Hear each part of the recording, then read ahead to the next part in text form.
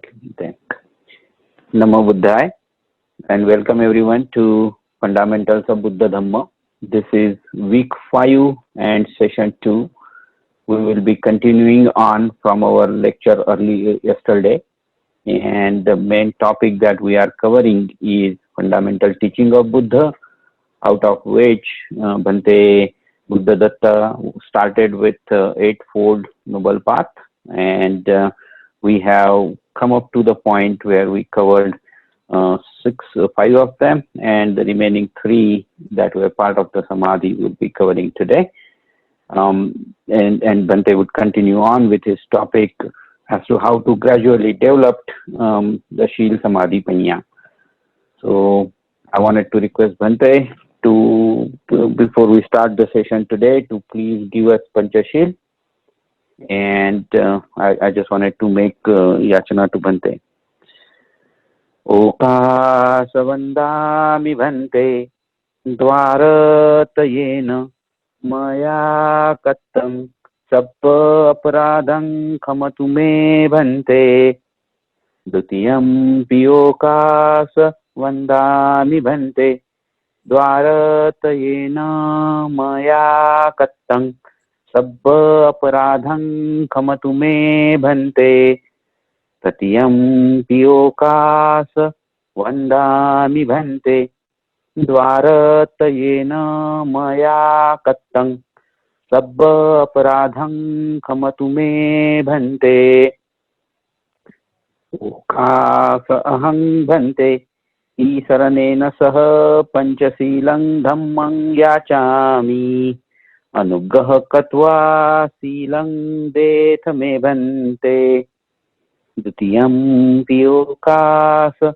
Aham Bhante Tisaranena Saha Panchasilang Dhammang Yachami Anugraha Katva Silang Detha Me Bhante Tatiyam Piyokasa Aham Bhante Tisaranena Saha Panchasilang Dhammang Yachami Anugraha Katva Silang Detha Me Bhante.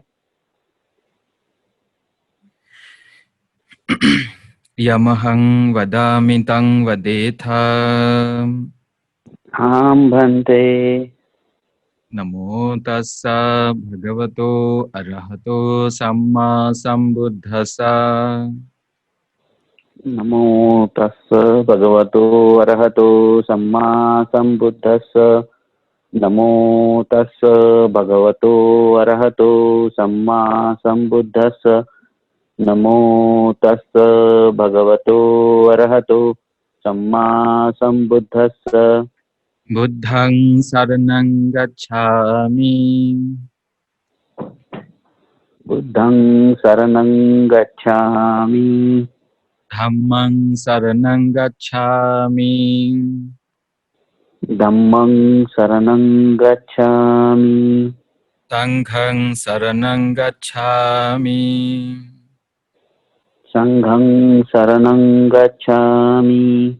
Dutiyampi buddhang saranang gacchami. Dutiyampi buddhang saranang gacchami. Dutiyampi dhammang saranang gacchami.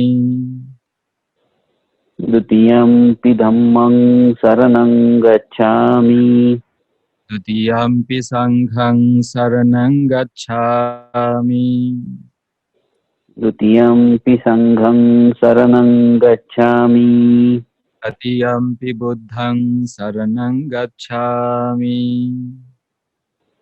Tatiyampi buddhang saranang gacchami.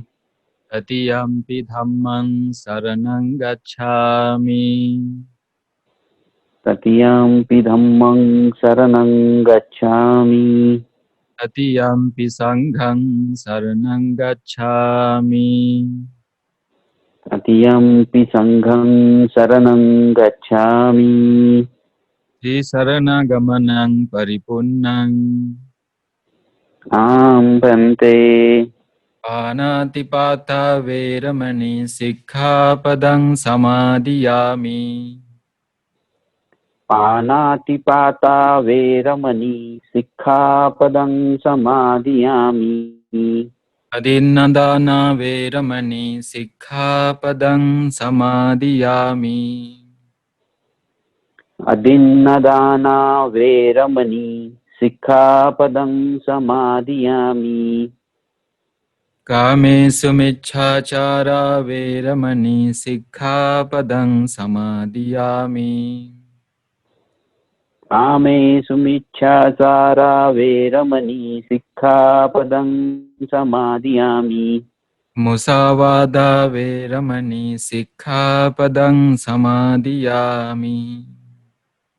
मूसावादा वेरमणि सिक्खापदं समादियामि Churamiraya majjapamadatthana veramani sikkhapadang samadhiyami. सूरामेरय्यमज्जपमादठाना वेरमणि सिक्खापदं समादियामि Sadhu sadhu tisaranena sadding panchasilang dhammang sadhukang surakhitang katva appamadena sampadetha. आम्बन्ते Sadhu Sadhu Sadhu. Okay. Namo Buddhaya. Homage to the Triple Gem. Homage at the feet of my teacher, Venerable Acharya Buddha-Rakkhita. Homage to the abbot of Mahabodhi monastery, Venerable Kassapa Mahathero. Homage to the Bhikkhu Sangha. And gratitude to this sublime Dhamma, to the Holy Sangha for preserving and propagating this wonderful teaching.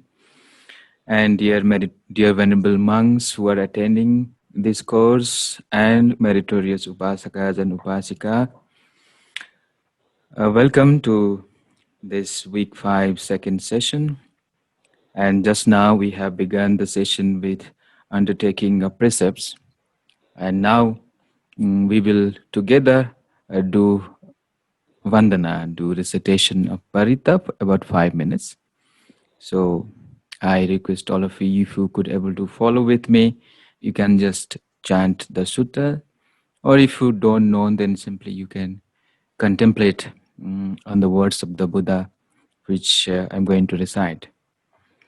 So now let us chant together. Namo tassa bhagavato arahato samma sambuddhassa. Namo tassa bhagavato arahato samma sambuddhassa. Namo tassa bhagavato arahato samma sambuddhassa. Itipiso bhagava arahang samma sambuddho vijjacharana sampanno sugato lokavidu anuttaro purisadhamma sarathi sattha deva manussanang buddho bhagavati. Namo tassa samma sambuddhassa swakhato bhagavata dhammo sanditthiko akaliko Yehi passiko panaiko pacchatang veditabbo vinyuhiti.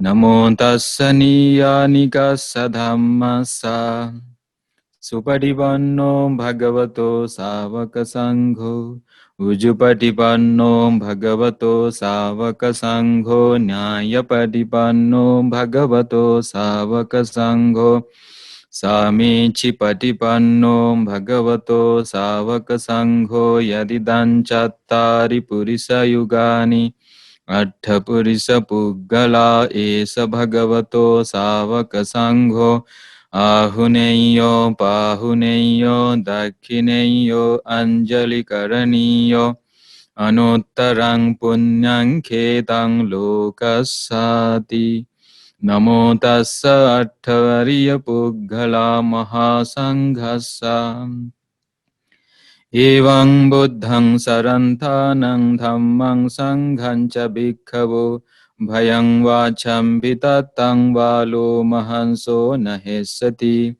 Ghanasarappaditena dipena tamadhansina Tilokadipang sambuddhang pujayami tamonudang Gandhasambharayotena dhupena hang sugandhina Pujaye pujaniyantang puja bhajanamuttamang Vannagandha gunopetang etang kusuma santating Pujayami munindassa siripada saroruhe Pujemi buddhang kusumena nena Punyena mettena chahotu mokkhaṃ pupphaṃ milayati yatha idang me Kayo tatha yati vinassa bhavaṃ Nirodha samapatitho buddhahitva nisinasavya Bhagavato arahato samma sambuddhassa Imina dipena dhupena puppena Pujemi pujemi Imang dipa dhupa puppha puja dinama sagala sambuddhana Pacceka buddhanang aggasavakanang Mahasavakanang arahantanang pagati silang Ahampite sang anuvattakhomi Imani puppani vannena pisuvannang Gandhena pisugandhang Santhanena pisusanthanang Kipameva dubbannang dugandang dusanthanang papunisati Evameva sabbe sankhara anicca Sabbe sankhara dukkha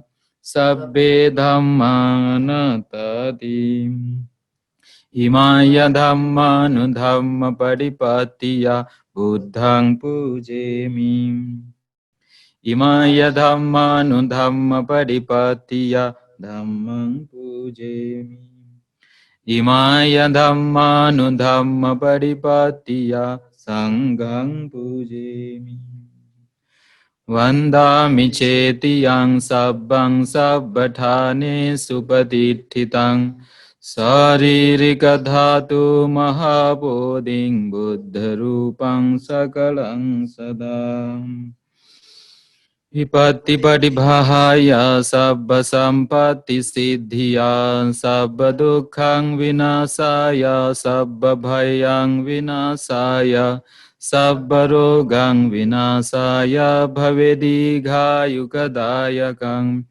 sabba lokang hitathaya paritantang vanamahe Samanta cakkavalesu atra gaccantu devata Saddhammang munirajassa sunantu saggamokkhadang Dhamma savana kalo ayang bhadanta Dhamma savana kalo ayang bhadanta Dhamma savana kalo ayang bhadanta Paritta savana kalo ayang bhadanta Namo tassa bhagavato arahato Samma sambuddhassa Udetayan chakkhuma ekaraja Harisavanno pathavipabhaso Tantang namassami harisavannang pathavipabhasang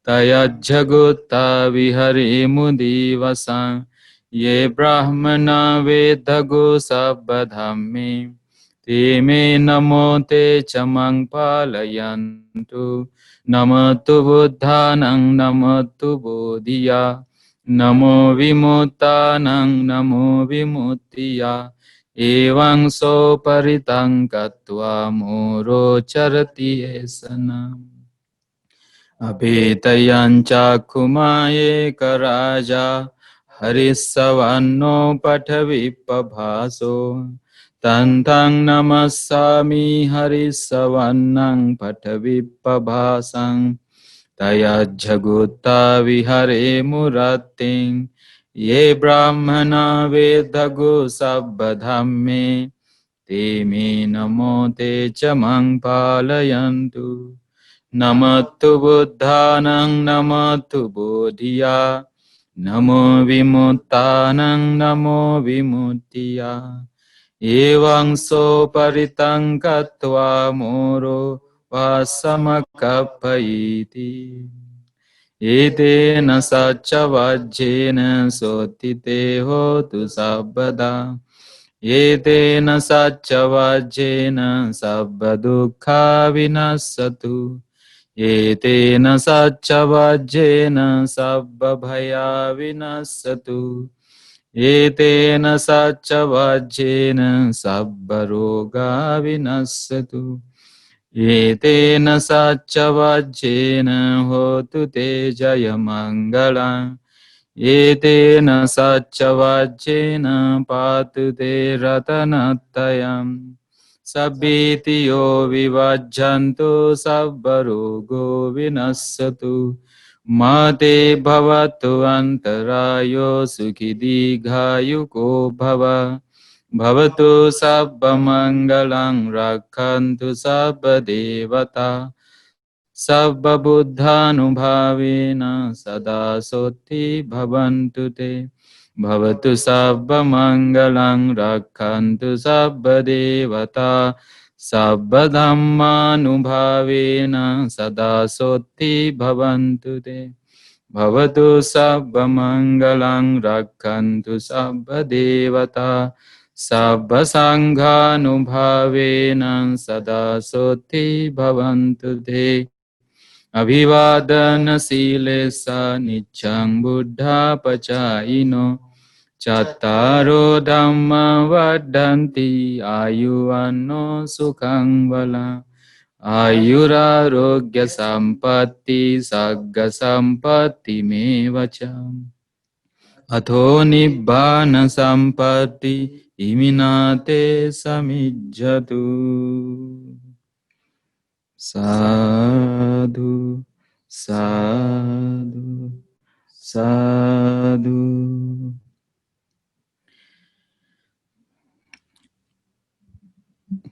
Okay. Namo Buddhaya once again. And we just now have offered our respects and gratitude the Buddha-Dhamma Sangha. And we also chanted together the Parita. Now let us spend some time in meditation, about 5 minutes, before we begin the session.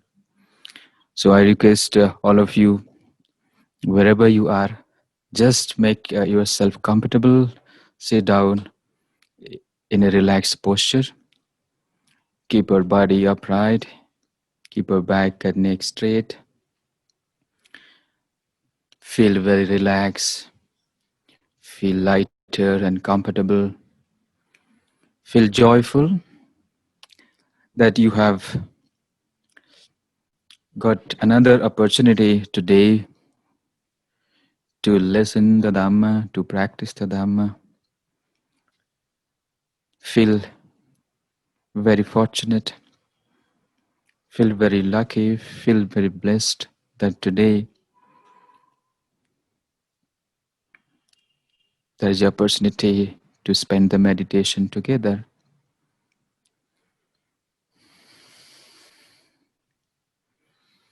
Close your eyes normally.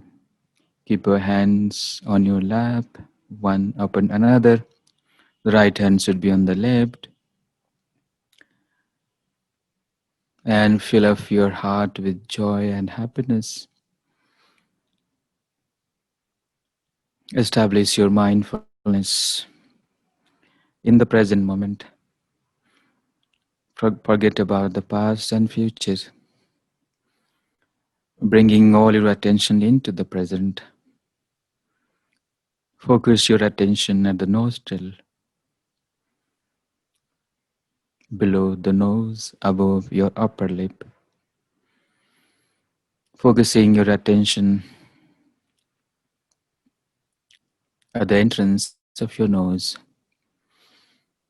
Start observing the incoming and outgoing breath.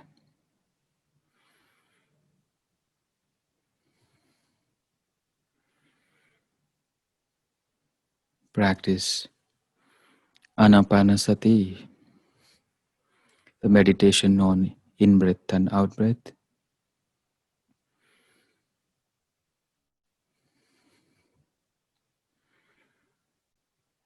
Breathing in and out normally and naturally.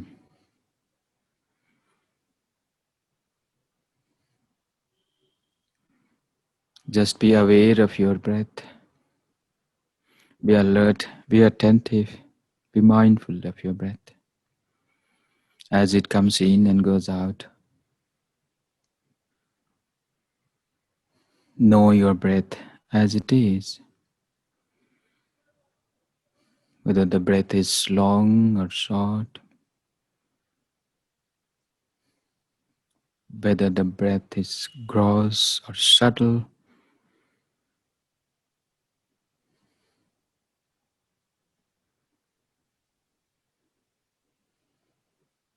whether the breath is deep or shallow, whatever may be. Just be aware.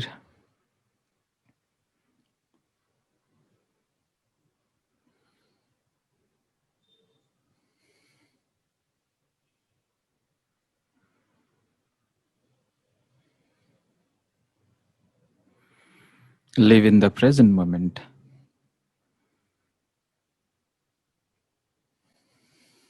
Do not run after the thoughts or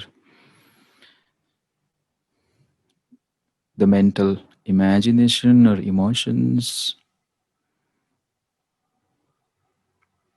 Just let go.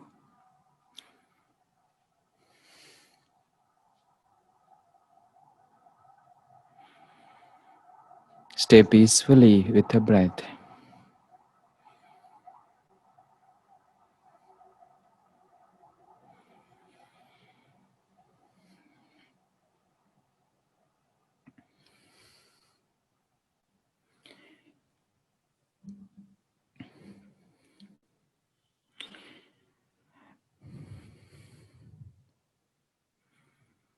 Enjoy the inner bliss. Just look within and feel the bliss, feel the joy which you're experiencing. This joy which is coming from a peace and calm mind, a tranquil mind, a concentrated mind. The Buddha said that a well-developed mind brings happiness. A concentrated mind brings happiness. An agitated and distracted mind brings suffering all the more.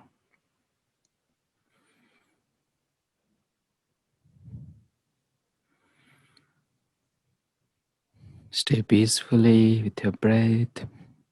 Feel the crystal clear breath which is flowing in front of you.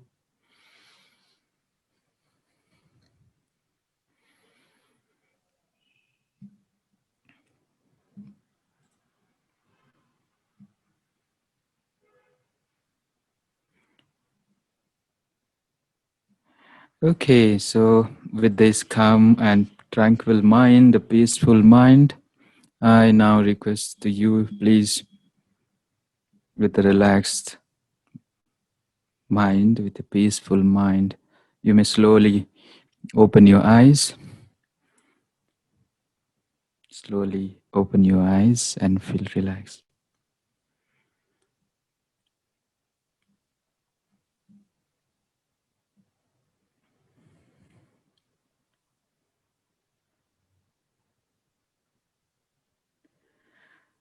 Okay, so that was a peaceful time we spent together,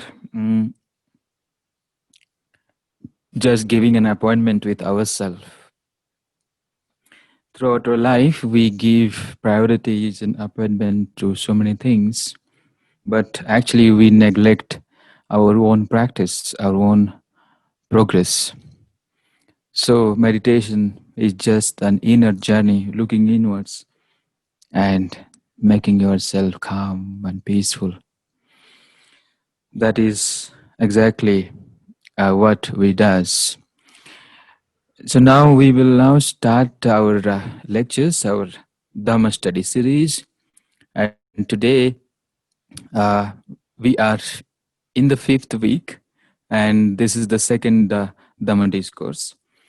And in continuation of our yesterday's uh, study, I will take it further to the gradual development of this Noble Eightfold Path.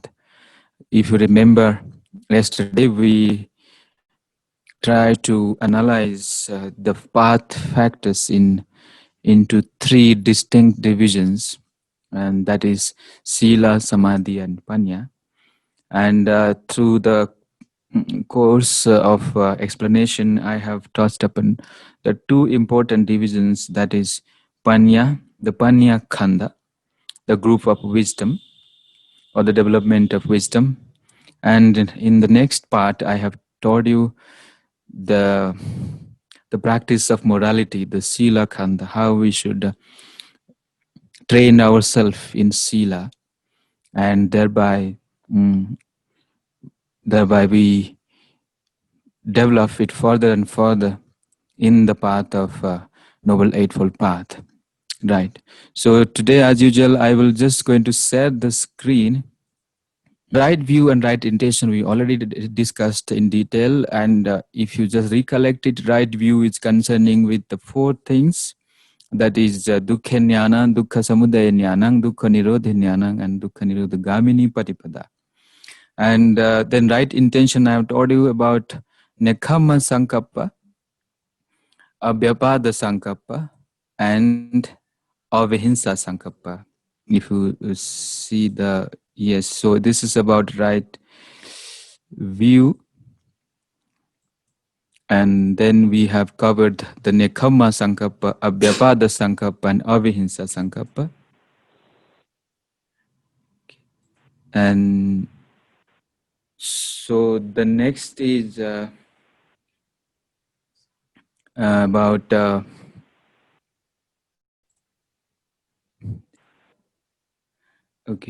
about the right actions. So in the right action section, we have this three factors which is coming under right actions, that is panatipata veramani, adinandana veramani, and kamesu michachara veramani. So these are the three factors coming under this thing, right actions. We will now take further to right livelihood. I taught you about right livelihood is of micha ajiva. We have to avoid the micha ajiva, and then we take off the livelihood in a rightful means, in a right way, in a proper way. That is called Sama Ajiva. So today our discussion is about this thing. You see, we have the four kinds of efforts which is coming up. Now we understood that to develop the wisdom in our life, we need effort. Without the right effort, we cannot progress in the path of Dhamma, or even any field, in any material way or in worldly way. So here, in this section, what is right effort, which is a part of very important path factors of the Eightfold Path, and also it is coming under mental development. And today our discussion would be on the development of mind. Yesterday we discussed about how to develop the sila, how to purify the morality, and then how to develop wisdom or insight into our life. Now here, the Buddha's explanation in two different suttas, I will quote one from the analysis of truth, and also from the Satipatthana Sutta, the discourse on the four foundation of mindfulness. Now, what is that right effort? Samma Vayama. So here the right effort means uh, Samma Padhana. First is called Samvara Padhana. The second part is called Pahana Padhana. The third one is called Bhavana Padhana. And the fourth one called Anurakhana Padhana. So now here, this is together called Chattaro Samma Padhana in Pali. That means the fourfold efforts. Now in this effort, it is a purely mental effort. It is nothing to do with physical effort. Now that should be very clear. When we are talking about the development of mind, we need to exercise the mind. The mind, which is when you are walking on this path of Sila, Samadhi and Panya, we need to strengthen this mind with regular exercise. We have to put a check in our mental activity, whether it is positive or negative side, so that the mind remains healthier. Mind becomes stronger and stronger. For what purpose? The purpose is to develop mindfulness and concentration, which is the subsequent path factors which is coming up. So for example, to build up the body, to have a healthy body, you need to have certain discipline. You have to control your food habits. You have to do regular exercise. You have to do gym and some physical things so that your body becomes stronger. And why is that? When the body becomes stronger, you are healthy. You are a healthy person, and then you feel you can do anything for your work or whatever thing you achieve to the body. Your body is healthier. You can achieve many things in your work, in many places. So now here, when it comes to the mental effort, that is even more important. So the first two, like Sangvara and Pahana, these two comes under checking the unwholesome, right? And the third and fourth path factors, the right effort elements, the second two, that deals with the wholesome states of mind. So as you see, the first one called Sangvara. So why it is called Samvara? Samvara means restrained, right? So you have to put the effort to avoid any unwholesome state of mind to arise in the mind. That is the first step. So the Buddha says, Anupannanang kusalanang papakanang dhammanang anupadaya chandang janeti vayamati viriyang arabhati chittang paggannati padahati. That is the explanation in Pali. That means we check our mind. How do you check the mind to stop or to avoid the mental defilements to come through the mind? So the only way is the six doors, the sense basis, the indriyas. So you have to guard. You have to put a sentry, a guard on these six sense doors: chakhu, sota, ghana, jiva, and kaya, and mano.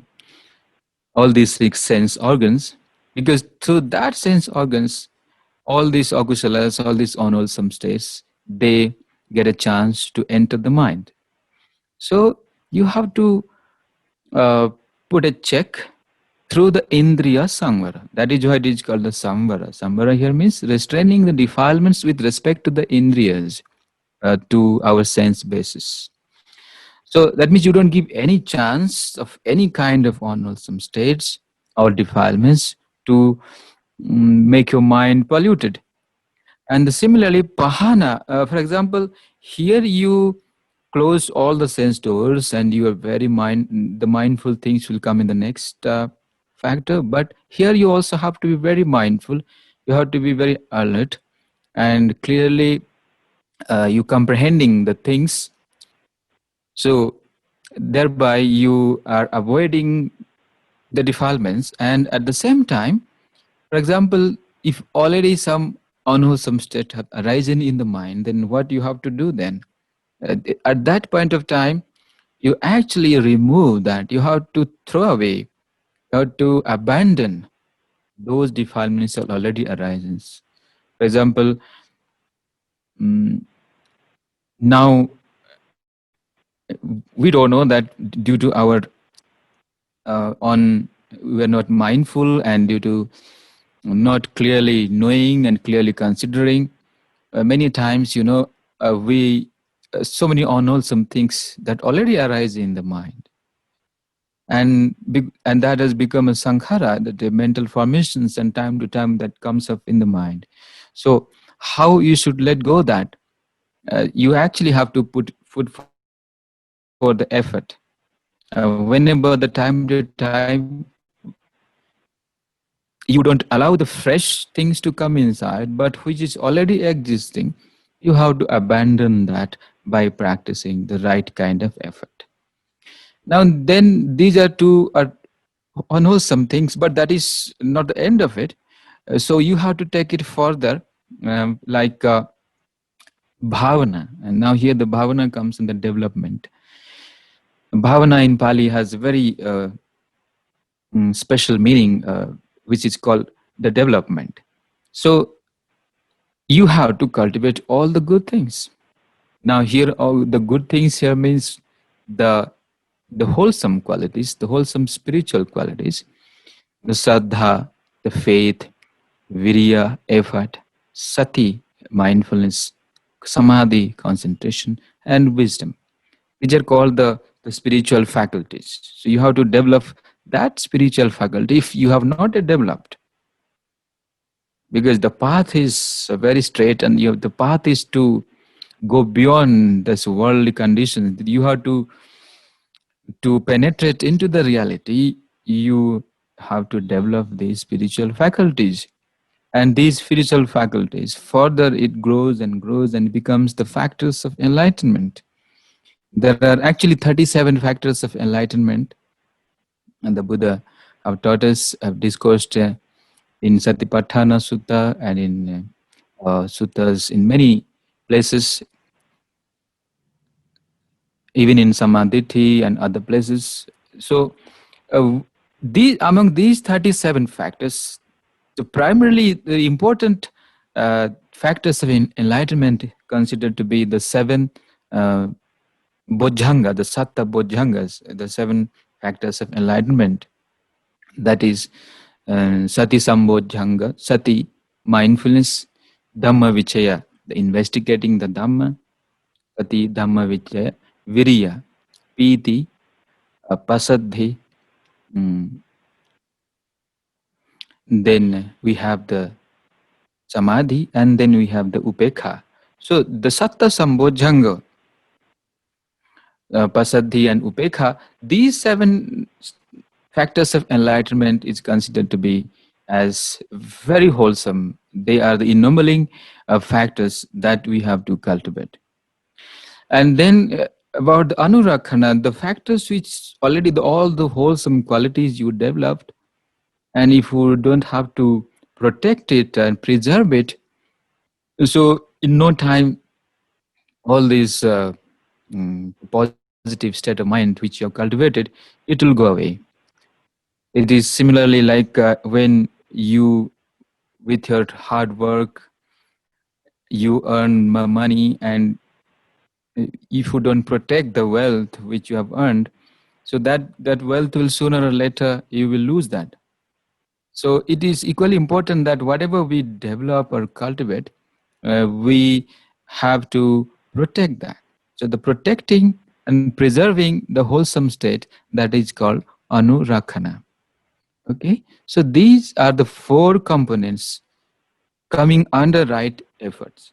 So you can see here the main focus here is that to avoid the evil states to arise, and which is already arising, you have to abandon that, and which has the positive qualities which have not yet developed, you have to develop.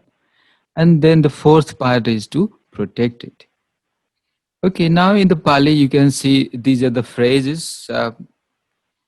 Maybe it is quite smaller for you to view this, but I can read out for you.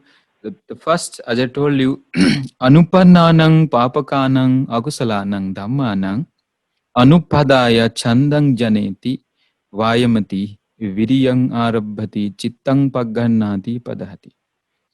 Then the second factor is upannanang papakanang akusalanang dhammanang pahanaya chandang janeti vayamati viriyang arabhati chittang paggannati padahati.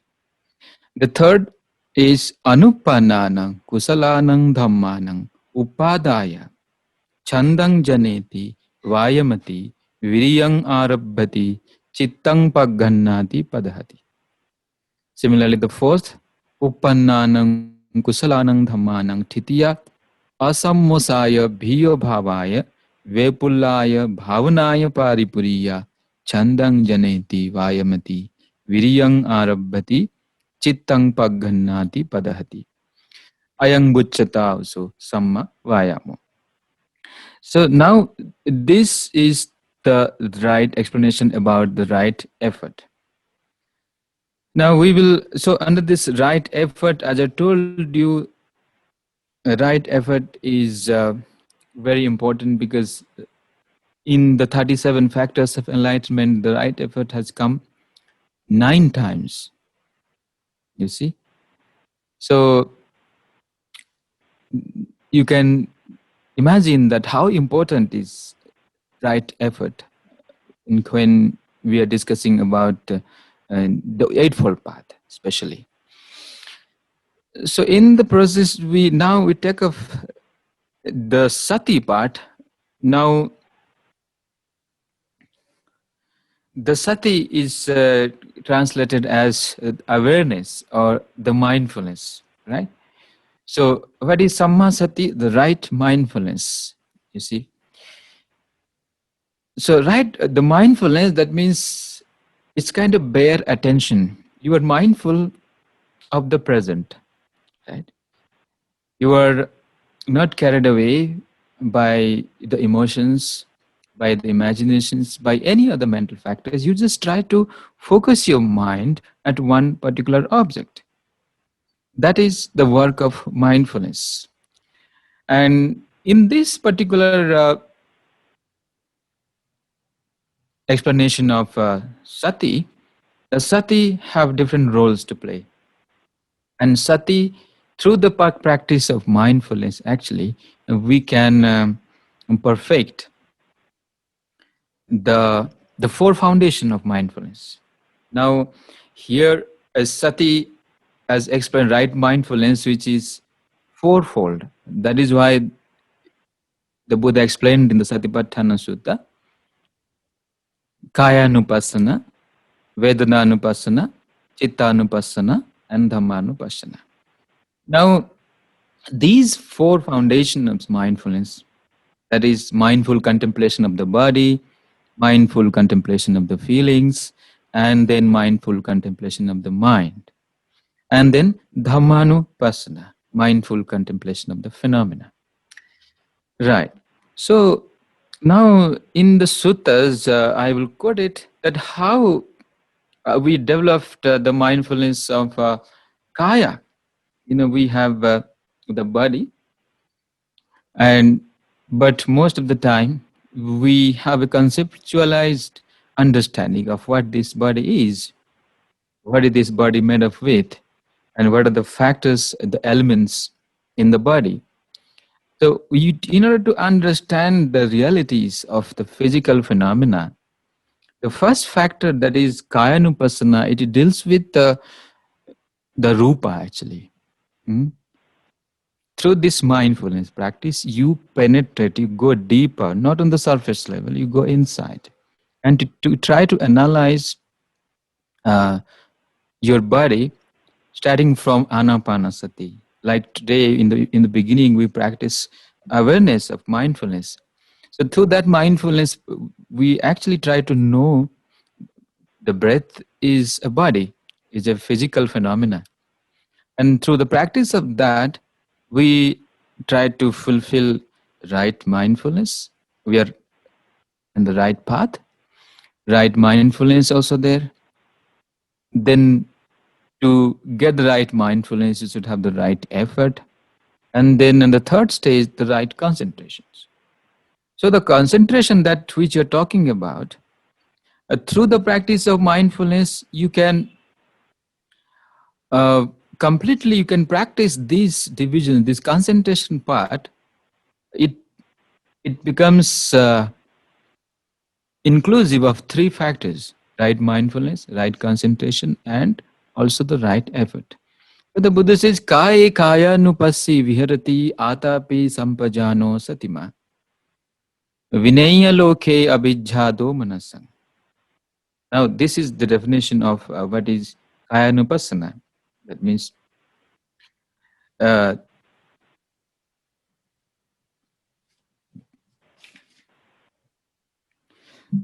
so here we see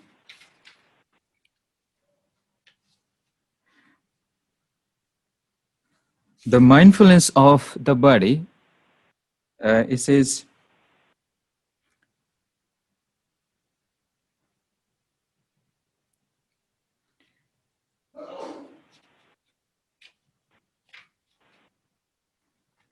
so having penetrated, contemplating the body in the body, atapi, which is effortful, with the right effort, and sampajana, clear comprehensions, satima, mindful, and binaya loke avijjhado manasam.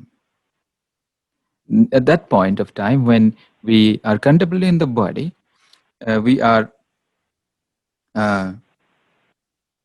just we know that this is just a body, not me, not I, or mine, or nothing as such. So the ignorance not given to rise ignorance and the unwholesome, dominasm, unpleasant feelings. So this is about the kaya, how we should practice the practice of kaya nupassana. So you contemplate contemplation body in the body. So you are not contemplating only the physical body, you are going deep inside. Now, to practice that, actually, you have to be mindful of your breathings, and then that mindfulness further it extended to the postures of the body, the four kind of postures, whether you are sitting or standing or lie down or walking. In all the four postures, you have to be very mindful. And then the Buddha says you have to again to be mindful and clear, comprehending all your daily activities, whether you any kind of activity, what bending or stretching, looking forward and backward, and whatever activities we do throughout our living existence, we have to be apply that mindfulness. So the mindfulness of knowing our intentions and of its advantages and the duties and the reality. Next step is in the body, we have to look into the body, the inherent nature of the body, which is not very pleasant thing. Our body actually, it is changing moment to moment. So when you contemplate on the repulsive part of the body, this body, there is no attractive things in the body. We have a wrong notion that body is beautiful. And that is how, because of that wrong perceptions, that we triggers the desire and temptation in the mind. So when we try to see what the body really is, then many things becomes clearer and clearer to you. For example, when you see the real nature of the body is full of dirty and filthy things, from the head down to the feet, throughout the body, kesa, loma, nakha, danta, tachu, all the body parts. When you scan it, when you analyze each parts of the body, you see that how the body is, there is no attractiveness in any of the parts. So this practice, contemplation of the loathlessness, the unattractiveness of the body, that is very helpful to overcome our desire and lustful thoughts. So then further, the Buddha says that you have to contemplate on the elements actually. And the elements, and the body is made up with four kinds of elements, right? That is earth element, water element, fire element, and air element. These four kind of element that that is what made of our body. So when you dissect and when you analyze the body in detail through the practice of Kayanupassana, then you would understand the real nature of the body, not as it appears to be. You see, just this is your body which is made up with all these phenomena. There is no doer who do all these things. It's just like the causes and conditions, the empty phenomena which is just rolling on and on. Right? So that is helpful Kayanupassana in that way. Now we have the Vedana Anupassana, and in this Vedana Anupassana, we will see there are three kinds of Vedana, and Vedana is very, very important. And here Vedana means feelings. Now, the Buddha explained very clearly in one of the very important discourses in Paticca Samuppada. He says, Vedana Pachaya Tanha, Tanha Pachaya Upadana. And depending on these feelings, there arises craving. And when the craving arises, then we cling and hold on to things. We get attached. And through that clinging, when we commit certain actions, that actions becomes bhava, that becoming, that we created a potency, a powerful force of karma. So you have to understand the workings of Vedana. Every day in our existence, without Vedana, we cannot simply exist. But how we react when we are feeling happy feelings, we becomes elated. And when you are feeling unhappy, unpleasant feelings, then you are dejected. You become unhappy. So every day we are dwelling in the extremes of pleasant and unpleasant feelings. We don't have control over the feelings. We don't have a check on the feeling. And due to that feeling, arising of feelings, you see that because of feelings, then you get caught in the net of craving. The desires comes up, and the desires become strong and strong. It becomes, it becomes craving, a very strong craving, and to that craving will force you, drive you to do certain actions through the body, speech, or mind. So there are three kinds of Vedana you have to very clearly understand. That is Sukha Vedana, Dukha Vedana, and Adukhang, Asukhang Vedana. So whenever you feel that, the Buddha says, Vedananu pasi viharati, atapi sampajano satima, vinaya loke abhijja domanasa. So when you contemplate feeling in the feeling with the right kind of effort and with clear comprehensions and with mindfulness, then there will not arise any kind of avijja and domanasa. The aversions and ignorance will not arise there. You can easily overcome. When you are mindful of your feelings, then you'll have control over yourself. And feeling governs our life. Feeling creates the destiny. So there is the chain link between feelings and craving, and through cravings, how we catapult into the next phase.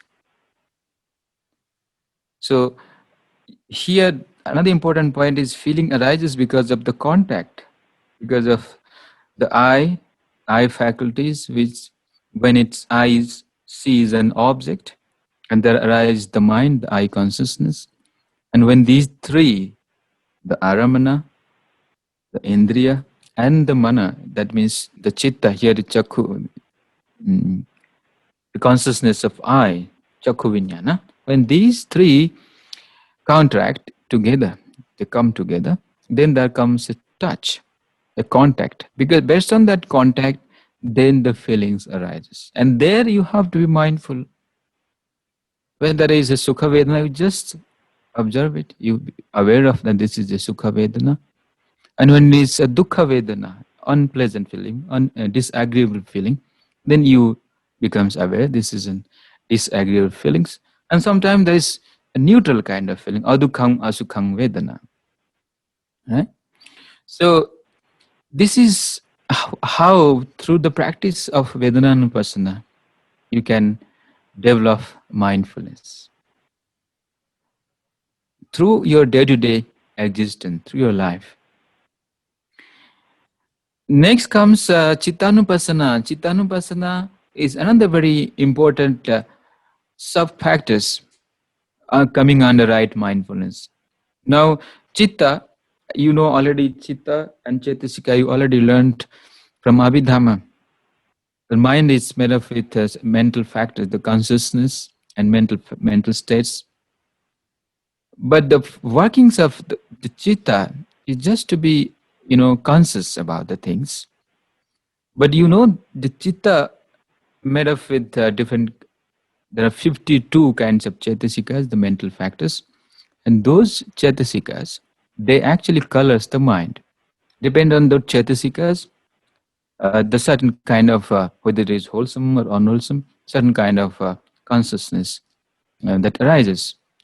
Now, in this particular contemplation, the practice of mindfulness,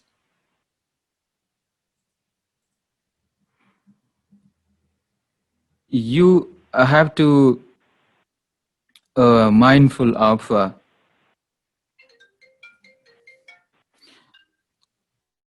you have to mindful of your consciousness itself. If it is a chitta with lobha, with consciousness with greed or without greed, a consciousness with hatred or without hatred, consciousness with ignorance or delusions or without delusions.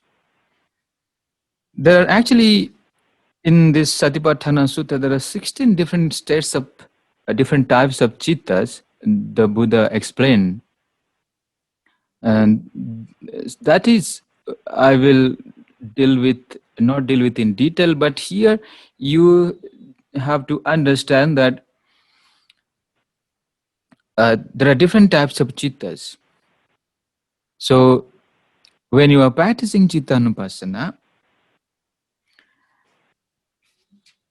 you are contemplating on what kind of chitta arising in a given time. For example, now you are listening to Dhamma, you are listening to the discourse, you have very wholesome state of mind. You have a kusala chitta, a wholesome state of mind. So that means this is called the chitta which is best, which is accompanied with wisdom, with mindfulness, and with all those wholesome factors. But these states will not remain the same as you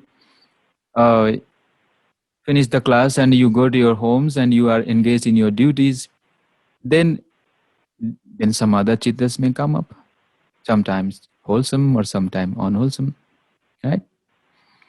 So whatever mental, whatever consciousness arising, whether it is greedy mind or it is a hating mind or a deluded mind, so or it is a distracted mind or a very, concentrated mind, a developed mind or undeveloped mind. So as it is. this chitta or moments of consciousness which is arising moment to moment, you have to be mindful of this, the flow of consciousness, moment to moment of your existence. So when you do practice in that way, you will see that just a sequence of consciousness or mind which is just arising and it just passes away. So you just know, just mind is there and you have a clear comprehensions in the present moment. You know that there is no substance in the mind. This is just happening based on the causes and conditions. So you are very mindful. You are putting your right effort at that point of time. And through this contemplation, you know what kind of chitta at what moment is arising and just passing away. Not as in a single, not as two chittas will not appear at the same time. And the chittas which arising before and the last moment, it will not be the same. It's completely different kind of consciousness. And this is happening without any influence or without anybody who is doing that. This process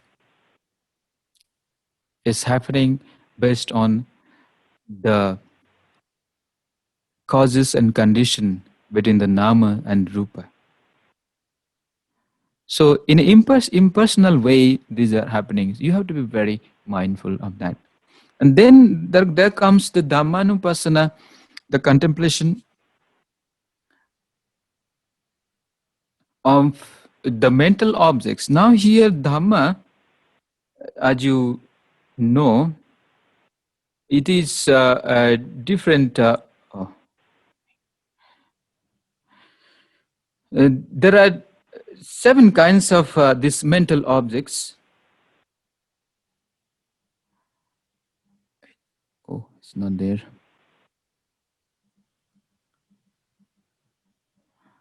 Okay, so we have to understand that the first is called nivaranas, the mental object. There are different kind of mental factors. We have to look into that. So under the Dhamma sections, we have 4, sorry, not 4. We have another sub-factors like the 5 hindrances, the pancha nivaranas, then the pancha khandas, the 5 aggregates, the sense basis, the salayatanas, and the satta bojjhanga, the 7 factors of enlightenment, and finally the 4 noble truths. These 5 components which is coming under Dhamma. So in the first step, we have to contemplate on the nivaranas. There are 5 kinds of nivaranas. Nivaranas are the hindrances that obstructs our mental development. So when you are practicing meditation, you will encounter these nivaranas. The 5 mental hindrances, which is just opposed to the practice of meditations. So the first one is Kamachandra, that is the lust or desire, and then the anger, Vyapada, and then Thinamida, sloth and torpor, or laziness and or drowsiness, inactiveness. And then we have the restlessness, Uddhacha and Kukucha, and worry, the mental worry. So these are the Pancha Nivarana. So when you are contemplating on the Dhamma, our concentration, our mindfulness broaden and it will go further on contemplating the 5 kinds of nivaranas. So if we are not uprooting, as long as these nivaranas are there in our mind, we will not develop in concentrations. And these nivaranas, actually it blocks the road to attain the meditative absorptions. We will now discuss in the next step concentration. In the concentrations, we have the jhana, the 4 different types of jhana factors. But Dhammanam, in this nivaranas, if you are not contemplating what is those nivaranas, what is their work, and how you should remove that nivaranas. Now here, the first is called the Kamachandra. So to the antidote for the Kamachandra is that you have to contemplate on the repulsiveness, on asubha bhavana. When you do contemplation, practice of asubha kamatthana, a special kind of meditation, then you could able to overcome the lustful thoughts, the lustful thoughts which overpower mind when you are meditating. And then the anger is there. Vyapada will come. So to remove anger from the mind, the special meditation is the Buddha advised that we have to do metta bhavana. And then we have the sloth and torpor. When you are developing anapanasati, when you are arousing energy, when you build up the effort, the energy in the mind, then this sloth and torpor will go away. So that means you have to strengthen your mind. Then we have the Uddhacha and Kukucha. Yes, so to remove restlessness of the mind, again, the mindfulness meditation anapanasati, that will be very helpful to do away with restlessness of the mind.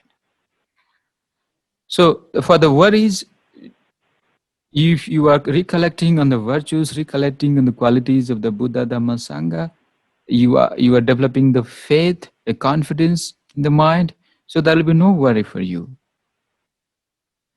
So these are the ways that we have to apply in order to destroy all these nivaranas. And there is one more factor comes in, that is vichikitsa, that is doubt. Right? So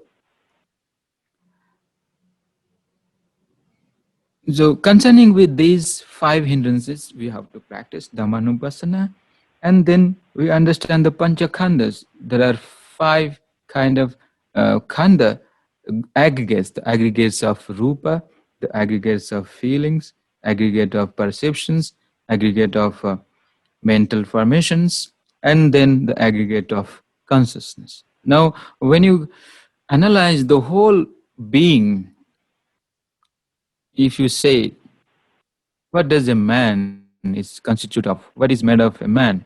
Then naturally nama and rupa. These panchakhanda, we are nothing but panchakhanda, the 5 aggregates. Rupa khanda, Vedana khanda, Sanya khanda, Sankhara khanda, and Vijnana. Not the 6th one. So here it is very important that we understand the panchakhanda by contemplating on each of the 5 groups of existence. So our existence apparently is made with all these 5 types of khandas. So these khandas are arising and passing away. Like we know that how the consciousness, I told you that sometimes you have a very lofty mind, sometimes you have the mind which is very dull and mind is not active. Sometimes you have a hateful mind, sometimes you have very loving mind, a mind with compassion. Right? Sometimes the mind is deluded, sometimes there is no delusions. So mind like that. So the rupa, this all, so that mind I told you that it comes under the Vijnana Khanda. So all the different kinds of minds coming under Vijnana Khandas, including the mental states also. But the Sanya and Sankhara is different. Vedana, I told you about Vedanas. There are three kinds of Vedana here. But if you add two more, Somanas and Domanas, so the Vedana becomes 5 types of feelings. And the Kaya, the Rupa. Rupa is made up with elements, as I told you, Padavi Dhatu, Apo Dhatu, Tejo Dhatu, and Vayu Dhatu. So the next factors is called Salayatana, the 6th sense basis. You contemplate on the 6 bases and the corresponding objects and how they are interworking each other, how the context takes place, how to the context to the bodily, to these impressions, that the certain kind of fetters, sanyojanas, the binding factors that arising, and how that fetters that fade away. So through this practice of contemplations, you would able to know all these aramanas, the salayatana, the 6 types of bases, and how does it functions. And depending on that, how it gives rise to cravings, how it gives rise to upadana, clingings, and that is how we get caught in this cycles of causes and conditions, cycles of paticca samuppada, the dependent origination. So then next factor is called satta bodhanga. There are 7 enlightenment factors I told you. Sati, Dhamma Vichaya, Viriya, Piti, Pasaddi, Samadhi, and Upekha. These are the 7 factors of enlightenment. And finally, again, the 4 noble truths coming under Dhammanupassana. When you are contemplating here, I told in the Samadhi also will have understanding of right view, how we understand the Dhamma. But in the practice of Satipatthana, mindfulness, now here it becomes perfect. When you contemplate on the Dhamma, on the 4 noble truths, this understanding of noble truths reaches to the climax. You understand thoroughly. You have realized what is this noble truth in the letter and spirit. So the understanding of noble truths becomes perfected. It's reached to the pinnacle. It's reached to the highest point through the practice of Dhammanupassana. So this is how the 4 types of contemplations, which is called the foundation of mindfulness. When you practice in this way, first you have to understand that how does this mindfulness works in different way to the body, to the feelings, and to the mind, and also the mindful contemplation of phenomena of the Dhamma. Now here, Dhamma is, I told you, the teachings of the Buddha. Sometimes Dhamma is just an objects, right? Or the phenomena. Dhamma is also the truth. Now here in these aspects, we are contemplating on different aspects of Dhamma, different phenomena. And this is all related in our own life. This is not something which is beyond our own life. So you contemplate the phenomena inside the body and the mind. So the first Kayanupassana purely deals with the body, but remaining Vedana, Chitta, and Dhammanupassana, they deals with mind. Right? Okay, now we will take the last part, which is called the Sama Samadhi. Now here,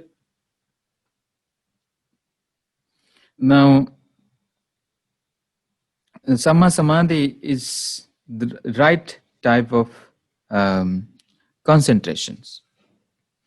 Now, here the Buddha says, what is the Sama Samadhi? Now, very specifically, the Buddha says, the Sama Samadhi is called the Jhana factors. The Jhana comes in. Now, to develop the Samadhi, you need to practice mm, mm,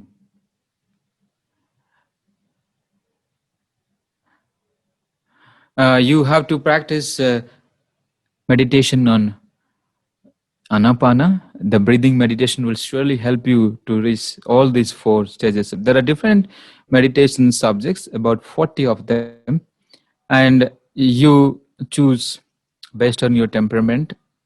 And then when you practice meditation, then you reach to initial stages, upachara samadhi, and then you reach to the aparna samadhi. So when the concentration develops further and further, then the the factors of meditation, the factor of jhana will appear in the mind. So they are called jhanangas. These jhanangas are 5 again. They are called vitakka, vichara, priti, sukha, and ekagata. So when these factors of mental absorption, that is jhananga, when they appear in the mind, then we develop in attaining the jhanas, right? So jhana, some people they may ask, what is jhana actually? Jhana is a very higher state of absorptions, meditative absorptions. So in the first stage, we'll have the initial applications, vitakka. Then we'll have vichara, sustained applications. Then when you direct your mind to the meditation objects, then as the mind becomes stronger, become very one-pointed, then you feel the rapture, piti will appear. And then from piti, sukha will appear. And from the sukha, you have the ekagata, the one-pointedness of the mind. So, like what is vitakka and vichara? There are 5 factors, as I told you. To attain the jhana, we'll have the 5 jhana factors that is needed. And I have to tell you that these jhana factors is not a criteria to be liberated. Through the practice of jhana are the foundations, they are the stepping stone to practice vipassana. It will take you to the next step, the practice of insight meditation. Right? I told you that there are 2 kinds of meditation. One is samatha. Through the samatha practice, the concentration technique, we can develop all the jhanas, the 4 rupa jhanas. And then using this jhana, using this super concentration, we implement that concentration, we penetrate the concentration, and we apply to the dharmas. Further, we penetrate into the realities of existence. Then we see through the insight, we would see that how everything is based on the lakhanas. We understand the lakhana. Lakhana means the 3 characteristics. One is called anicchata, dukkhata, and anattata. So through insight, only we can understand that everything is impermanent, and whatever is impermanent, there is no substance as such. The things which are changing all the time, moment to moment, and there is no core or any substance as such. And then when there is no substance, and there is things are continuously in flux, then there is no entity, there is nobody who is doing all these things. You see? And when these 2 you understand, then you understand the dukkhata. Then whatever is changing, that is also inevitably that is brings suffering. that is unsatisfactory. So to understand the nature of our existence in these three aspects, that is the work of Vipassana. Through Vipassana, we penetrate deep inside our mind and we understand the realities as it is, based on the truth. We understand anicca, the impermanent nature of things. We understand dukkha, the unsatisfactory nature of everything. We understand the impersonality, the anatta nature of things. So when you develop vipassana only, then that you are bound to be liberated. Then the path to deliverance will open up. So through that wisdom will finally it will lead you, it will take you to the supermundane path of liberation. Not the jhanas. Jhanas are necessary, but they are not must to attain nibbana. So if a goal is to attain nibbana, we have to fulfill both samatha and vipassana practice. So coming to the jhana points, uh, we have here the Patama Jhana, the absorption, the first meditative absorption. In the first, we have all the 5 factors present. And in the Dutiya Jhana, here Vitaka and Vichara will not be there. We drop Vitaka and Vichara. Then there will remain only Sukha, Priti, Sukha and Ekagata. In the second type of meditation, meditative concentration, we have happiness, and we have the joy, right? And we have the ekagata, the one-pointedness, piti, sukha, ekagata. And further, when we grow further into meditations and we feel that the piti also drop, and we have sukha, ekagata, accompanied by upekha. We have remained the 2 factors here, sukha and ekagata.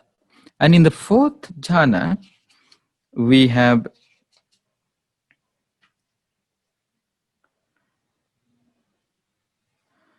as I told you, in the 3rd factors, we have the 2 factors absorptions, that is upekha and sukha, and concentration is there.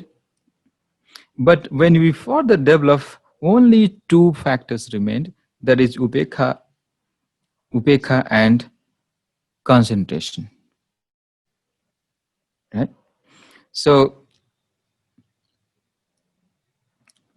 this is how step by step we develop the meditative concentrations. At the first stage, we have all the 5 factors: vitaka, vichara, piti, sukha, ekagata. And in the second, when you develop our meditation and we go deeper and deeper, then this initial and sustained application, that also drops. Now, what is this vitaka vichara? It is just like someone who is ringing the bell, and then to that, it just reverberate. The sound become reverberate. You hear the sound, even if nobody is ringing the bell, but you still hear that. That vibration is called vichara.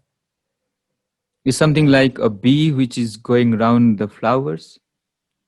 That is vitaka.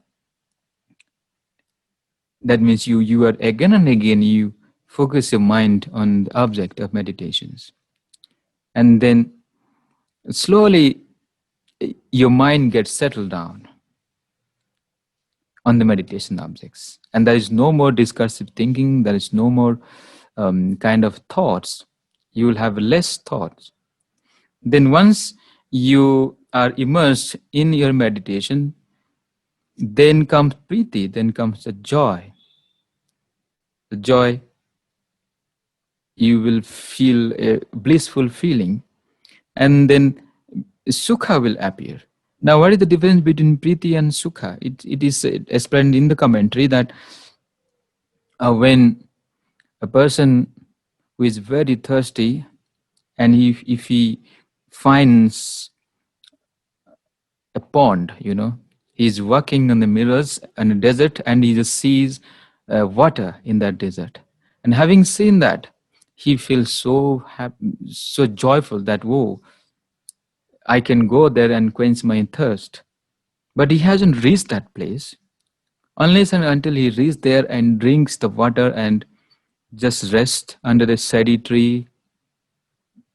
That is called sukha. When he drink the water and he rests under a tree, very peaceful, that feeling, that is known as sukha, right? So this is the difference between priti and sukha. And ekagata is further deeper. In ekagata, you have only concentration, a very deep, a higher level of concentrations without any kind of thoughts, and accompanied by equanimity. And there is no feelings. So that comes in the Chaturtha Jhana, in the fourth Jhana factors. So this is how we have to, this is the way that the Buddha have set down for us to develop the concentrations. So the right concentration is a four different parts. These four are known as Patama Jhana, Dutiya Jhana, Tatiya Jhana, and Chaturtha Jhanas. So this is how we have to develop and fulfill all these three factors which I explained today, what is called Samma Vayama, right efforts. I told in the beginning what is right effort. There are four different kinds of efforts: Samvara, Pahana, Bhavana, and Anurakana. Then we have, I told you that how we develop right efforts in our day-to-day life, and how we can perfect the right effort by applying different kinds of techniques. See, and then we come to the Chittanu and the Sati part, the right kind of mindfulness, which is a very important aspects of mental culture. Now, here you should understand that without right effort, you will not have right mindfulness. Without right mindfulness, you will not gain concentrations. And without right kind of concentration, you will not access to the wisdom faculties. Now, wisdom is the liberating factors. As I told in the beginning, wisdom is right view and right thoughts. Through the right view and through right thought, right intentions, then only you can understand, you can penetrate through the realities. So these are all the path factors. They are very, very related and interdependent. And you have to go through the process step by step. That is how the Buddha says this is a ekayano maggobikabe satanang visuddhya soka parideva samatikamaya nibbana sachikaranatthaya. So this is the only path, ekayano maggo, for the purification of being, for overcoming the sorrow and lamentation, for overcoming the dukkha, and realization of the nibbana. Nibbanam, nibbana satchikriyaya. So here you have to understand that this magga, this path, which is very straight, which is leading to the vision, and which leads to the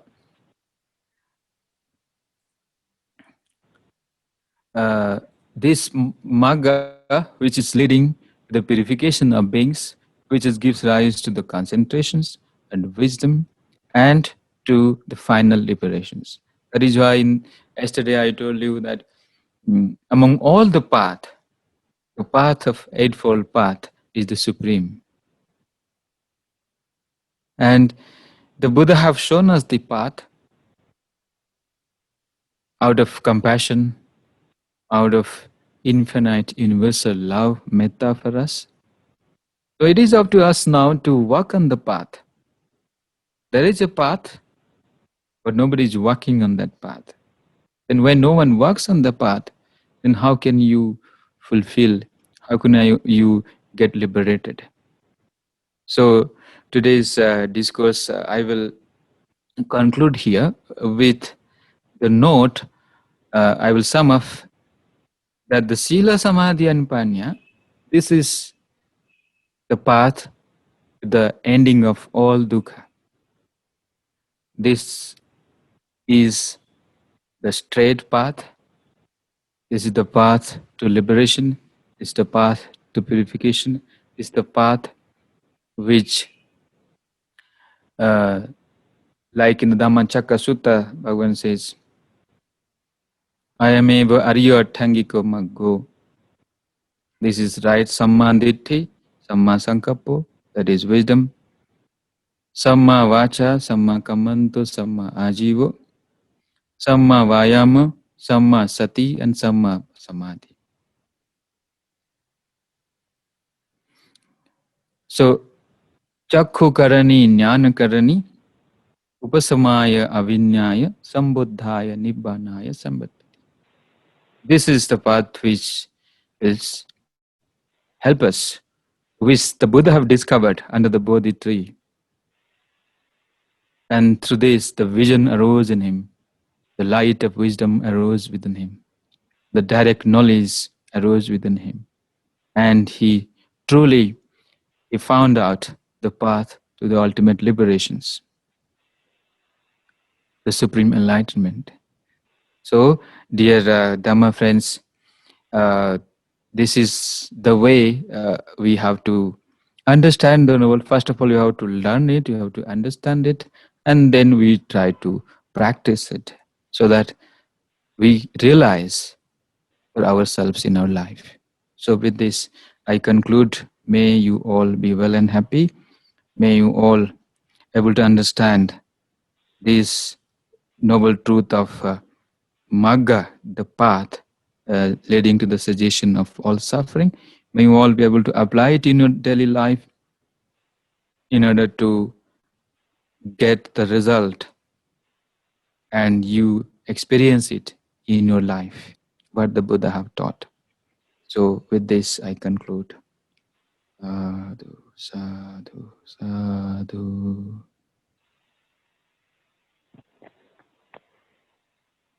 Thank you very much, Bhante. Yes, thank you. Thank you very much for a great discourse today, Bhante. We will move on to the question and answer now. So I'll just go ahead with the questions that we see. The first one is Vipassana necessary for us to walk on the path of Atthangik Magga, the Arya path? Yes, Vipassana actually is a part of the Eightfold Path. It is not beyond, out of or outside of Eightfold Path. Vipassana is coming under Eightfold Path. But having said that, when you are doing Vipassana, you will have to fulfill the other factors as well. You need to have concentrations, you need to have the mindfulness, and to cultivate the mindfulness, you'll have right kind of efforts. And before that, the morality, the sila also plays a very important role. The sila also helps us to its support in the practice of meditations. So yes, Vipassana alone, if you just wanted to know Vipassana, not Eightfold Path, that is not the right way to understand the things correctly. Now here, Vipassana, as I told you, is a Buddhist meditation. And ultimately, we have to do Vipassana to be liberated from all kinds of dukkhas, all sufferings in our life. So Vipassana is the ultimate path of practice, But to practice that, all these previous factors you have to fulfill. Thank you, Bhante. Bhante, the next question is, how do we see body in body, like in mindfulness when we are doing meditation? How do we see body as body, feeling as feeling, mind or nature as nature, or Dhamma as Dhamma? How do we see that? And then the next one follow up on that is concentration and mindfulness same? Well, the very first thing is you have to practice with anapanasati. When you do anapana bhavana, meditation or life, then you nurture the mindfulness, and through the mindfulness you will see the body in a real sense, in the true sense. But now without mindfulness, in you may say that a cat is looking at at an object. A cat is also mindful to catch its prey, right? A robber or a thief, he wanted to steal, he is also mindful, inside mindful. That is not the right mindfulness. Here mindfulness is you are directing the mindfulness to know what exactly the body is. But most of the time we are carried away the appearance of the body, and thereby we generate aversions and greed or ignorance or attachments. So to know that, you practice with anapanasati, kayanupassana, then subsequently all the different stages. That will come on the process of your practice. And so that is what I would like to say. You practice with anapanasati, then you will know by yourself. And if you are vipassana meditator, that is very good. Then you will know very quickly. Okay, thank you very much, Bhante. Bhante, the next question is, how do we say, or how do we stop the dushit which are coming to our mind? If we are living in a society, or we are in a situation where the situation is sort of not conducive for us the meditation, not conducive for us to live in a harsh situation, how do we stop ourselves from this coming to our views, now coming to our mind? Okay. You mean the vicissitudes, you mean the in our worldly life? Yes, Bhante. Right. Okay, I got that question. So as long as you live in the society, you have to face these things. Sukha, chadukha, yasa, ayasa, ninda, pasansa, and sukha and chukhe, chadukhe. There are 8 such kind of loka dharmas, the worldly dichotomies. So to see that, actually you have to, there are 8 such kind of loka dharma,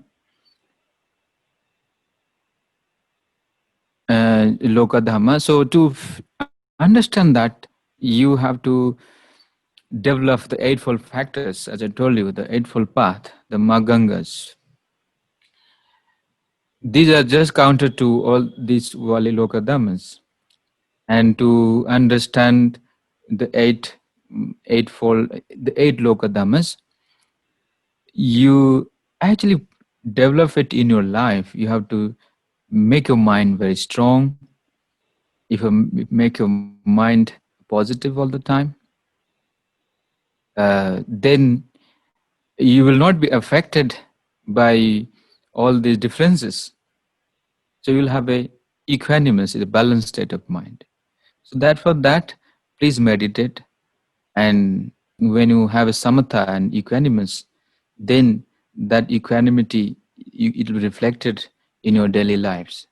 So meditation is very important to not to be affected by all these worldly vicissitudes.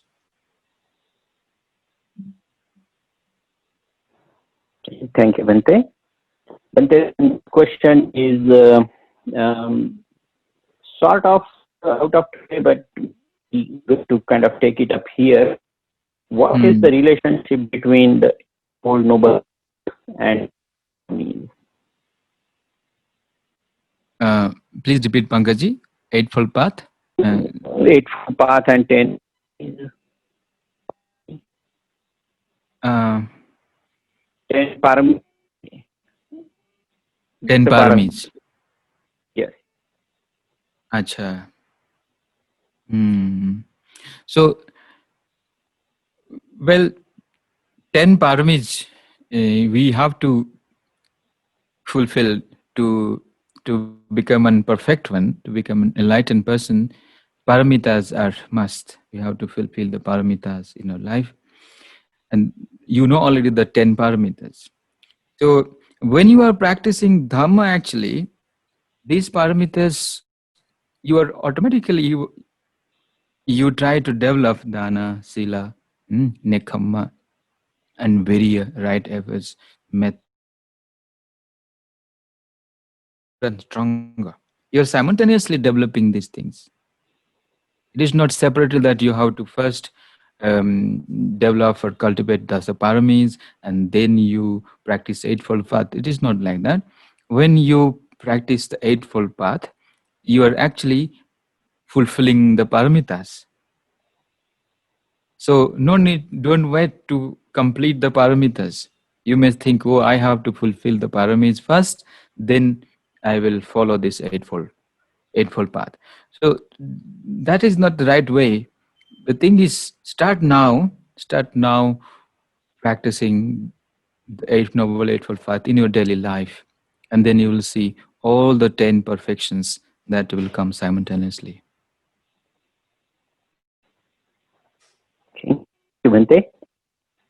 So there are some questions regarding that. Could you please explain Atapi Sampajano Satima? And the second question, when and what state should we practice first, second, third, and fourth jhana? Because the Buddha did practice up to 8 jhana, but didn't find way out of samsara. Could you please explain? So I am taking these questions, Pankaji. Okay. Now here, as I told you, Atapi is about the right exertions, and Sampajano is clear comprehension, and Satima is also mindfulness. And so this is the factors when we are going to develop the jhanas, these factors are accompanied with that. So in the Satipatthana Sutta, Bhagavan explained, Atapi Sampajano Satima. And then these, when and you actually don't go to attain any jhanas, just concentrate on your practice. And when your practice deepens, and you will, all these jhana factors, that will become stronger, that will complete, then you are in the first, second, and third, and fourth jhana. So these jhana, even the Buddha have developed up to 8 jhanas before attaining enlightenment. But those jhanas couldn't help him to attain Sama Samadhi. So here you have to be very clear about the jhana practice is a kind of, can go to the Vipassanas, and through Anapanasati practice, you can go up to 4 jhanas, the Rupa jhanas. And there are 4 Arupa jhanas. So the Arupa jhanas are not suggested. Through Rupa jhanas, you go to the practice of insight meditations. So that is what I think you understood that this question. Could you please throw some light on how an unwholesome entity such as hatred or anger is viewed with respect to Vedana and Chitta? How does it differ between those two kinds of satis? Share same question again. Okay. So this person, That's the same question, but yeah. yes, I'm getting that. So here Vedana triggers to the feelings of hatred and anger. As I told you, when you react to the feelings, then when you have pleasant feeling, you have attachment. When you have unpleasant feeling, you have anger and hatred. So Vedana and Chittas are interrelated, that is sure. So when you can avoid the unwholesome state right at the level of feelings, when you contemplate the feelings, when you know the feelings as they are, then you don't give rise to any kind of anger or hateful chittas. So they are, I told you, they are all the factors of mind, and Vedana is also coming under the nama. I told you rupa khanda and nama and rupa. So Vedana is also factors of our mind. So through this contemplation of feelings, you can check there. If not, then when the consciousness already appeared, a hateful thought, hateful consciousness, or a thoughts with greed or delusions, so then you know this what kind of consciousness you are having. So when you're mindful about that, then you can stop or resist that unwholesome entity to overpower the mind. So next is I will take another questions. Mm, yeah, he says, it is said that we are upasak upasikas have accumulated lot of merits. When the Buddha stressed on karma, how just by listening to Dhamma talk we will earn merit. Not just Dhamma talk. Here, Dhamma savana is a kushala karma, no doubt, but there are 10 wholesome course of actions.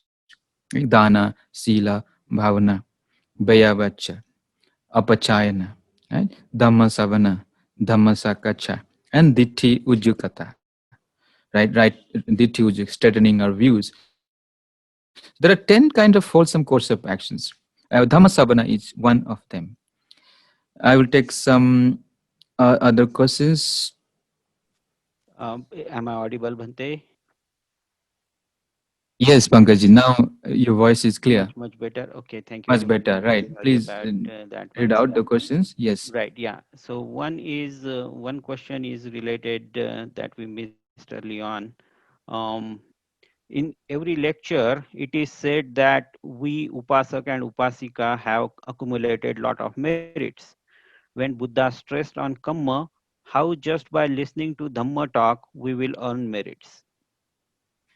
Yeah, that question I answered that already. Okay, Bhante, So sorry. yes, it's about the 10 kind of kushala karma. Dhamma savana, Dhamma listening is one of them, and that is very important uh, important uh, way to accumulate the merits. But we have dana, we have sila, we have bhavana, we have looking after the parents, we have the sharing the merits. Then there are 10 kind of course of actions, kushala karma. Yeah. Bhante, the next is can Anapansati alone lead to Nibbana? Not exactly. Anapana should be practiced with Vipassana Bhavana, and Anapana is just Samatha practice. Then you have to develop Vipassana practice further in order to get the final liberation of Nibbana. But that is the first step, Anapana. Bhante, Mm. Samatha Vipassana, we took that one. Um, did we get this one, Bhante? Can you please explain the difference regarding Samatha and Vipassana? Yes, Samatha is, I told you, is concentration meditation, tranquility meditation. Vipassana is the insight practice. And unless and until you do samatha, you don't able to understand what is vipassana. Even if I explain you in detail, in elaborately, still you won't able to understand what is that vipassana. So to know that, please practice first samatha, and in when you practice continuously, regularly, and when your concentration grows, when your samadhi deepens, then you will begins to understand what is this vipassana. What is, then you know the nature of the phenomena like anicca, dukkha, and anatta. So you will penetrate in through insight into the realities of all kinds of phenomena. Okay, Bente, thank you very much. This one question is out of today's course or today's talk, but I don't know where this would happen in the remaining classes, so I'm just gonna make an attempt to read it out to you, Bente. Mm-hmm. Our body is made up of four elements: earth, water, Mm-hmm. fire, and air. What is and nobody, there is no creator. These are all made out of cause and effects. Can you please explain these four elements? Now you have the body, you have the elements of solidity, you have the elements of liquid, elements of fire, and you have the patabi apo, tejo, element of air. So, and these four elements actually they bound off. You have in the body we have the feelings of the hardness you can feel. We have the elements of liquidity, the water substance in the body, that is apo, and then we have the air elements, the wind, like the breath, the air elements, that is vayudhatu, and we have the fire elements, the heatness in the body. But these elements alone cannot form the body. You see, uh, for human being, we have a consciousness, so that is called nama. When this nama and rupa, in another way, in other way, you can say the panchakhandas, rupa, vedana, sanya, sankhara, and vijnana. All these five khandas, when they come together, then a being exists, right? Then the body, actually a living body, a human body that exists. But if you extend it to any kind of objects we see in our surrounding areas, whenever we see different kind of any objects, all these have these kind of elements. Inevitably, we see the elements exist in every kind of objects, the inanimate objects or animate objects. But human beings, especially we have the consciousness, the vijnana khanda we have the vedana, we have the perceptions, right? A complete a being, a person. Thank you, Bente. Bente, this would be our last question. I know you have a time stop given earlier. So the question is, what is the difference between Zen meditation and Vipassana? And I would further extend that question is, what is the difference between Vipassana and any other types of meditation that may be out there? Acha, okay. Mm, so the first question is the difference between Zen meditation and Vipassana meditation. So Zen meditation actually, if you are referring to Zen Buddhist meditations, uh, this is a special. Zen means it is derived from jhana. Actually, jhana. From jhana it becomes Zen. And the Zen meditation way of practice is similar with the mindfulness meditation. Of course, they also practice the same Buddhist meditation. But in their practice, since I have not personally practiced that Zen meditation, I have very little idea about that. But Vipassana is very unique. When you practice Vipassana, you go further, deeper. You your practice deepens. You no longer remain only in the concentration. You go to the insight part, right? As I already explained, insight meditation is there is a penetrative wisdom, the penetrative wisdom to understand the reality as they are, the realities of our life, the reality of all phenomena.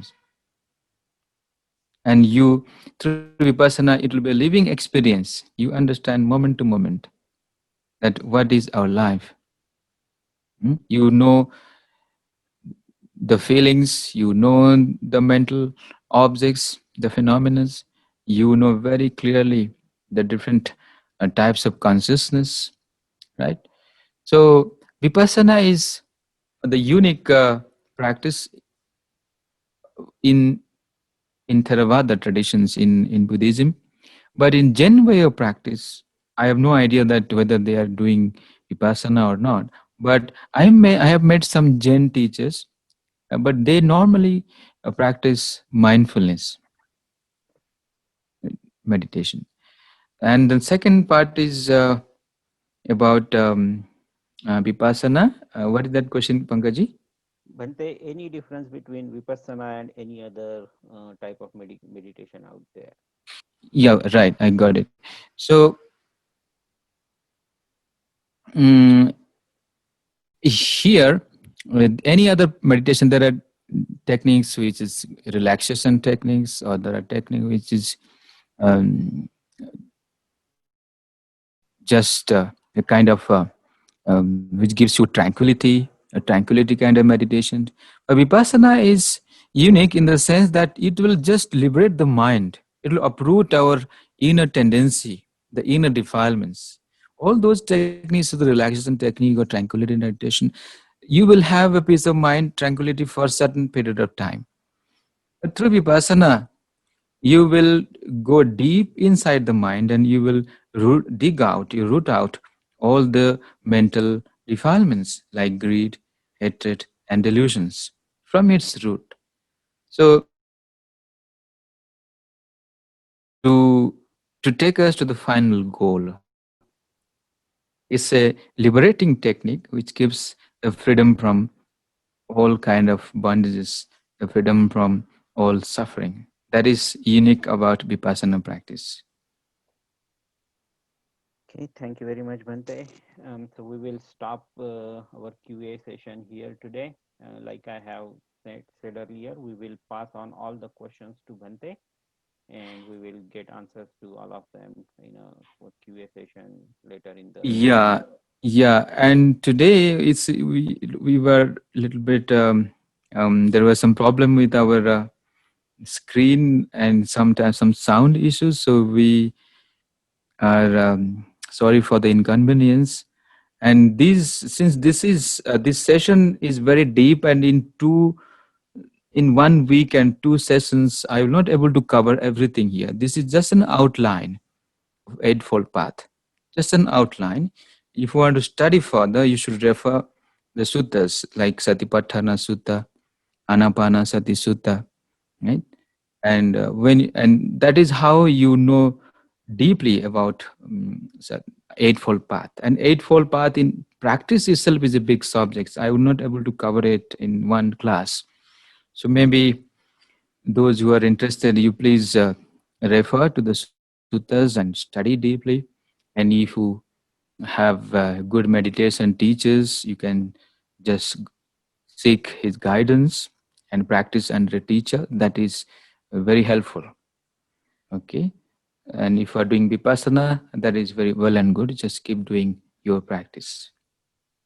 So the remaining questions, Pankaji, please send me Yes, Bhante. in the email chat box. I will read it today and tonight. And then in the coming week, I can answer those questions. Okay, thank you very much, Bhante. So I just wanted to take the session to the conclusion today. So thank you very much, Bhante. Bhante, can you please conclude the session with the Yes. Metta Bhavana for everybody, Bhante? Yeah. Yeah. Surely. Yeah.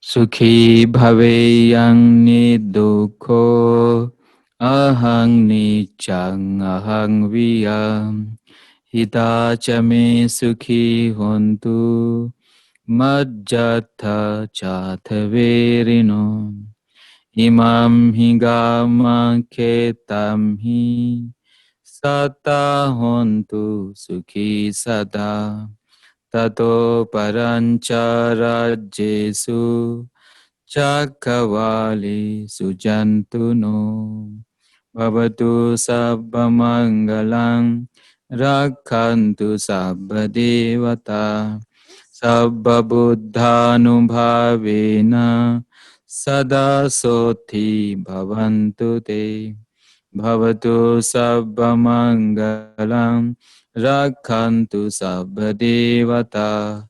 Sabbadhammanubhavena Sada Soti Bhavantu Te Bhavatu Sabbamangalang Rakhantu Sabbadevata Sabbasanghanubhavena Sada Soti Bhavantu Te.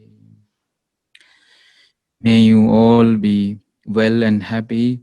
May the blessings of Buddha, Dhamma and Sangha, and may all the good karmas, the wholesome karmas we have accumulated today by practicing the meditation, by undertaking the precepts, and by listening to the Dhamma and discussing the Dhamma, may all this punya helps you, conduce to you for your spiritual growth and for your blessings and happiness in your life.